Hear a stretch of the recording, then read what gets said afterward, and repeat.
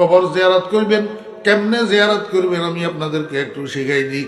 প্রথমে মা বাপের কবরস্থানে যাইয়া, কবরের পাশে যাইয়া কিচ্ছু পড়বেন না, এমনি কিছুক্ষণ দাঁড়াই থাকবেন, কবরের দিকে তাকাই দাঁড়াই থাকবেন। মনে রেখবেন, ও মন, এই যে তোর মহাব্বতের আব্বা, তোর মহাব্বতের আম্মা মাত্র তোর সামনে 2.5 হাত মাটির নিচে শুইয়া রয়েছে, একটু খোঁজ খবরও তো নিতে পারতেছ না, সুখে আছে না দুঃখে আছে। ও মন, আজকে যদি তুই মরে যাবি, এরকম অন্যরা তোরে নিয়ে 3.5 হাত মাটির নিচে ঢুকাইয়া দিবে, তোর ছেলে তোর কবরের পাশে আসবে, তোর খোঁজ খবর নিতে পারবে না, নেওয়ার কোনো সুরত নাই। ও মন, কবরের জন্য কি তৈরি করছ, কি লইয়া যাবি আল্লাহর কাছে? আমার ভাইরা, কবরের দিকে তাকাইয়া 5-7 মিনিট এরকম নিজেরে নিজে তলকিন করেন, নিজেরে নিজে তলকিন করেন, দেখবেন দিলটা নরম হইয়া চোখের পানি ঝরঝরাই পড়বে। এই টাইমের মধ্যে আবার জিয়ারত শুরু করেন।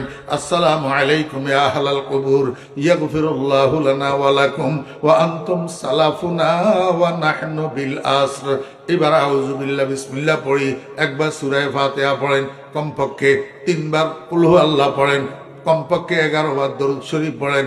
এরপরে মনে মনে আল্লাহরে কন্যা, ইয়া আল্লাহ, আমি যে তোমার কোরআন তেলাওয়াত করলাম, তোমার হাবিবের উপরে দরুদ পাঠ করলাম, এগুলারে তুমি কবুল করো।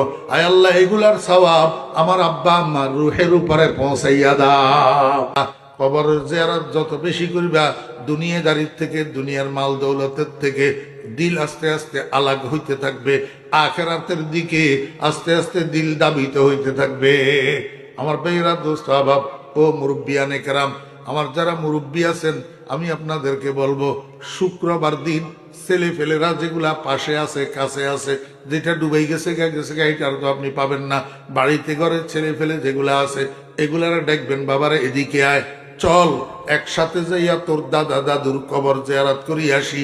ছেলেদেরকে সাথে লইয়া দাদা দাদুর কবর জিয়ারত করে আসবেন, আপনার আব্বা আম্মার কবর জিয়ারত করে আসবেন। এটা যদিও তাদা ইলান নফল, কিন্তু তাদা ইলান নফল তার লিত্তালিম জায়েজ আছে, লিত্তালিম জায়েজ আছে। আল্লাহু আকবার। আমার ভাইরা, দোস্ত আহবাব, ছেলেদেরকে সাথে লইয়া আপনি সন্তান যত বছর আপনার বয়স হোক না কেন, 70 বছর বয়সে আপনি আপনার ছেলেদেরকে সাথে লইয়া শুক্রবার জুমার দিন মা বাপের কবরস্থানে যাবেন, মা বাপের কবর জিয়ারত করবেন। এখান থেকে আপনার ছেলেরা শিখবে। 2 দিন পরে আপনি মারা গেলে আপনার ছেলেরা শুক্রবার জুমার দিন আপনার কবরের কাছেও যাবে, আপনার কবর জিয়ারত করবে। আল্লাহর হাবিব বলেন, যেই সন্তান শুক্রবার জুমার দিন মা বাপের কবর জিয়ারত করে, কুতিবা বাররা, আল্লাহ পাকের দপ্তরের মধ্যে তার নাম